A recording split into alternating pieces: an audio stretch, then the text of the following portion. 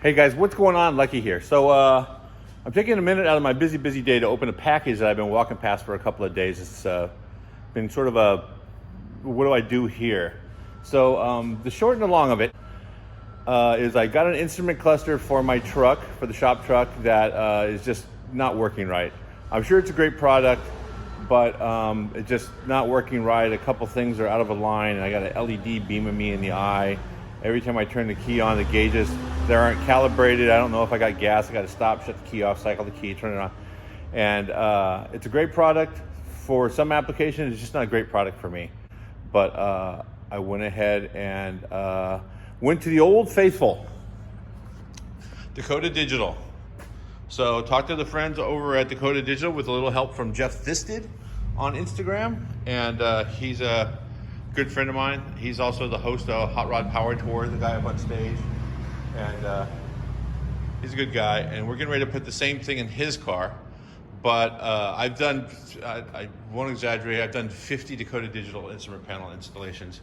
I've just never done one on my own car. Well, now I'm gonna do one on my shop truck. So I'm gonna open this box right now and see what I got.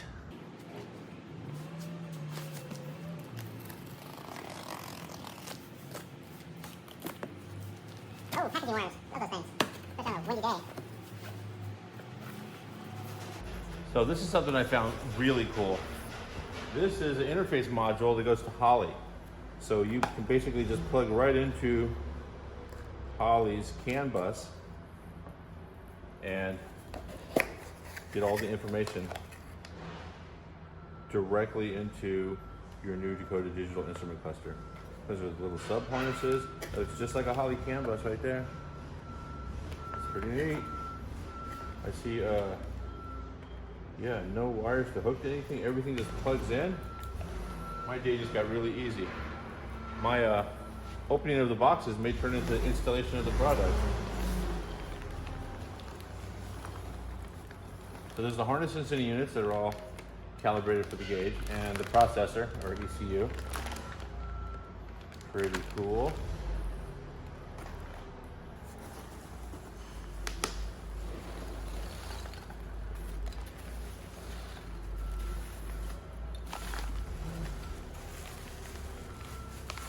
I've been walking past this thing for the last couple of days, and yeah, it's hard to contain myself.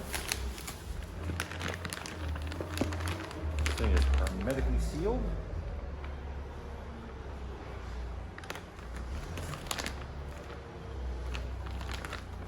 So Jeff Thisted has a 55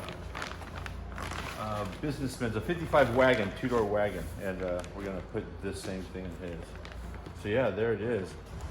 Has a clock, tack, speedo, gas, oil, temp, and battery. That's everything I need. The upside to this whole installation is this. Look at the way it's made. I mean, it's sealed. This is a nice piece, no matter how you want to slice it. I actually like the way all the instrumentation is like factory. Normally this would be the tack, and I believe this is a giant gas gauge, no clock, but they made it look really nice. So I'm pretty excited to get this installed in the truck. I might even have to start today.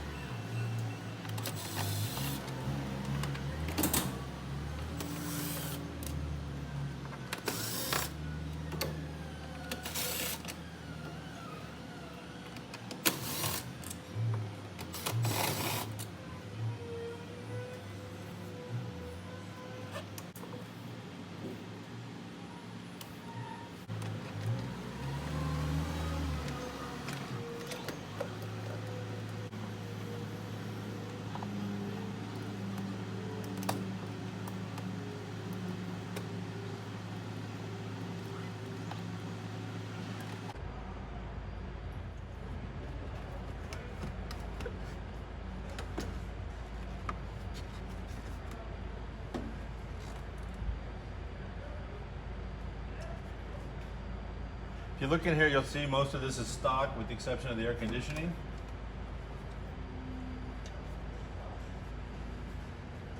So a lot of stock harness in this thing still. This thing was really clean when I got it. Well, it was in pieces, but it's still pretty clean.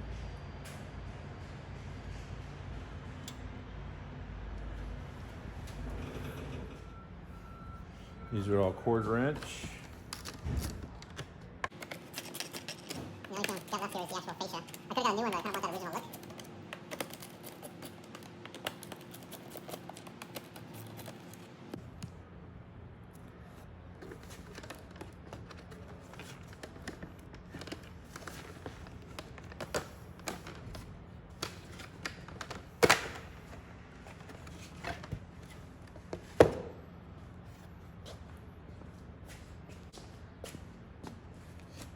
Okay, so here is the factory looking one from Dakota Digital.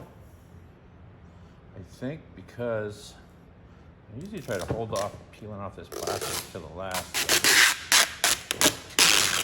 Have to do it now.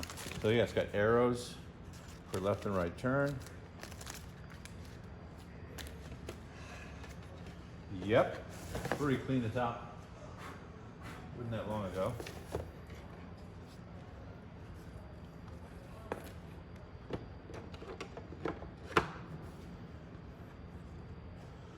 Together just like that.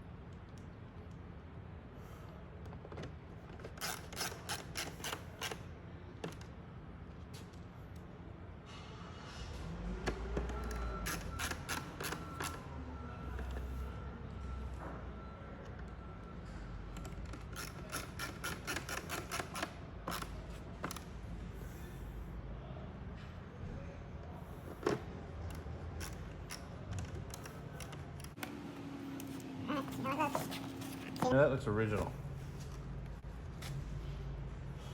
I'll show you when I get it installed, but if you look in there, you can see check engine light, left and right turn indicators are on the board unless you want to use the stock ones. There's lots of cool stuff. There's actually warning lights underneath the gauges. Yeah, I'm excited to get this thing powered up. Okay, so I've wired the ECU. Call it an ECU, but it's the control module for the instrument panel. These things are so straightforward. I don't know if you can see this, but they just have little terminals. Loosen the screw, put the wire in. If you're using the sensors, if you're using the BIM module, which is what I got, it interfaces the ECU from the engine management. It interfaces to the dash, so that makes attack work. The oil pressure and temp work. And then it gives me little indicator lights to tell me shift light and what gear I'm in, and a boost. There's a boost reference in the digital gauges that I'll show you as soon as I power this thing up. And the only thing I have left to do is mount the switch. I'm going to mount it someplace I can get to it really easy, just because I like to play with stuff while I drive. But other than that, I just zip tied everything up in the dash. Eventually, I am going to pull all the wires out of the car, rewire the whole car, make it real clean. But for now, everything's just sort of zip tied up and out of the way. The AC blows cold. The turbo makes boost. The brakes work and it steers. I'm hitting the road. So let's just see how this goes. It does have 2 extra LEDs up here with arrows, but it also has 2 LEDs in the dash right here. I opted to use those until I rewire the whole car. That's to not just pump a bunch of dirty power into the instrument cluster. So,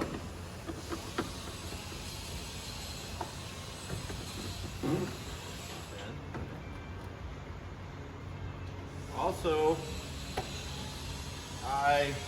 you have plugs in the back of the board, back of the instrument panel, and it's a PC board. So the plugs are just sort of in there like this. No matter how you slice it, if you just leave that in there bouncing around, eventually it's going to fatigue something. I'm sure they took into consideration, but just in case, what I did was I made the harness kind of go out, and then I zip tied it to a little little part of the instrument panel so that it's secure. It's not bouncing around while I drive. So here we go. Power it up.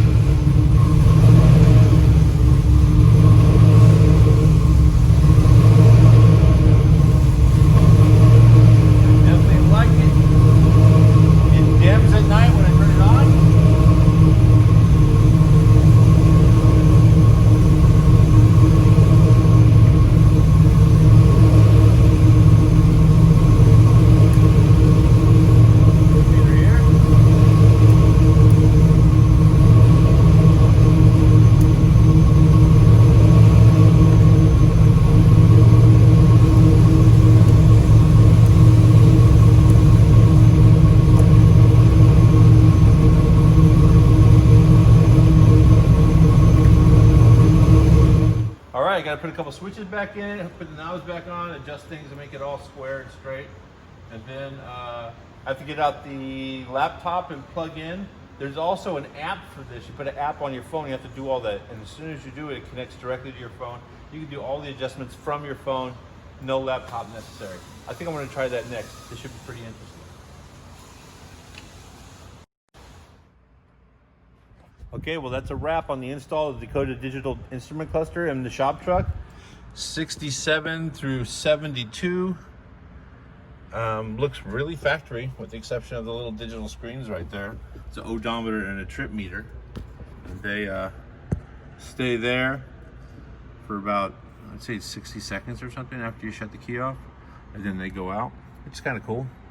When you turn the key on,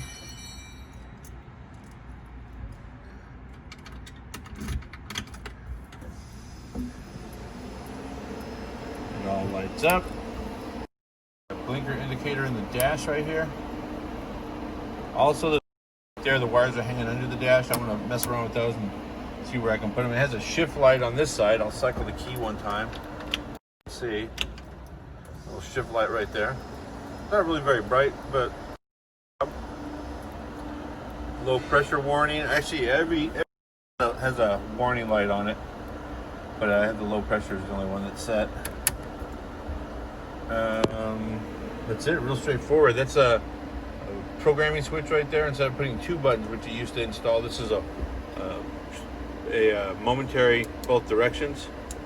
It also changes the odometer and trip meter. You can move your warnings in more obvious places, change your clock. I like the fact that if you lose oil pressure, the indicators come on pretty much all over the place. And then you can go back to, I think it is the, speed, digital speed, and the clock. Digital clock, even though you have an analog clock. But also the other thing too is you can tap it and boost comes up where the clock is, or you can put boost on this side, which is pretty cool. I'm still learning as I go. This thing has an app you download on your phone, and you can adjust everything and mess with everything with your phone. It's hard to demo when you're shooting the video on your phone, but it's definitely a neat little app for sure. All right, you guys, thanks a lot for watching. Don't forget to subscribe, for sure share, and leave some comments on this Dakota Digital instrument cluster. Thanks, you guys. See you later.